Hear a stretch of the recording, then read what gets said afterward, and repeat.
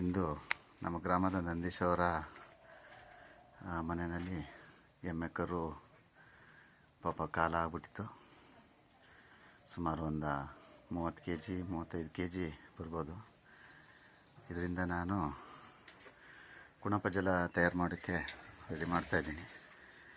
ಕುಣಪ ಜಲ ಆಲ್ರೆಡಿ ನಾನು ಡ್ರಮ್ಗೆ ಒಂದು 30 kg ಅಷ್ಟು ಸಗಣಿ, 30 kg ಅಷ್ಟು 30 ಲೀಟ್ರಷ್ಟು ಗಂಜಲ ನಾ ಈಗ ಆಲ್ರೆಡಿ ಹಾಕಿದ್ದೀನಿ. ಇದ್ರ ಜೊತೆಗೆ ಈಗ ಈ ಕರು ಹಾಕ್ಬಿಟ್ಟು ನೆಕ್ಸ್ಟ್ ಇದ್ರ ಮೇಲೆ ಪಪ್ಪಾಯಿನ ಹಾಕ್ತೀನಿ. ಮತ್ತು ಬೆಲ್ಲ ಈಗ ಆಲ್ರೆಡಿ ಬೆಲ್ಲ ಹಾಕಿದ್ದೀನಿ. ಒಂದು 35 kg ಅಷ್ಟು ಬೆಲ್ಲ ಕೂಡ ಹಾಕಿದ್ದೀನಿ ಕೆಳಗಡೆ. ಈಗ ಇದು ಹೆಚ್ಚು ಕಡಿಮೆ ನಮಗೆ ಒಂದು 3 ತಿಂಗಳು 4 ತಿಂಗಳ ನಂತರ ಕುಣಪ ಜಲ ಆಯ್ತದೆ. ಇದರಲ್ಲಿ ಗೊರಸು, ಈ ಕೂದಲುಗಳು ಬಿಟ್ಟರೆ ಇನ್ನೆಲ್ಲ ಫರ್ಮೆಂಟೇಷನ್ ಆಗಿ ಲಿಕ್ವಿಡ್ ರೂಪದಲ್ಲಿ ಆಗಿರ್ತದೆ.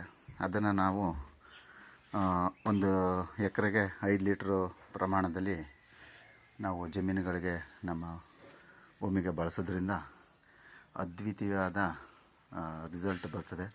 ಇದು ನನ್ನ ಸ್ವಂತ ಒಂದು 6 ವರ್ಷಗಳ ಅನುಭವ ಕೂಡ.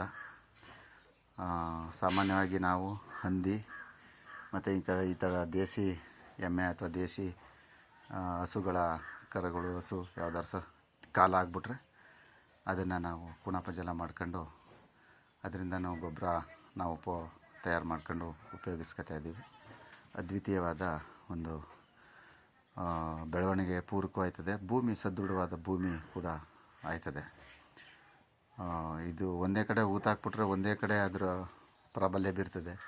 ಈಗ ನಾವು ಕುಣಪ ಜಲ ಮಾಡೋದ್ರಿಂದ ಇಡೀ ನಮ್ಮ ಭೂಮಿಗಳಿಗೆಲ್ಲ ಇದ್ರ ಪ್ರಭಾವಳಿ, ಇದರ ಅಂಶ ಎಲ್ಲ ತಲುಪುತ್ತೆ ಅನ್ನೋ ಭಾವ ಇಟ್ಕೊಂಡು ನಾವು ಇದನ್ನು ಮಾಡ್ತೀವಿ.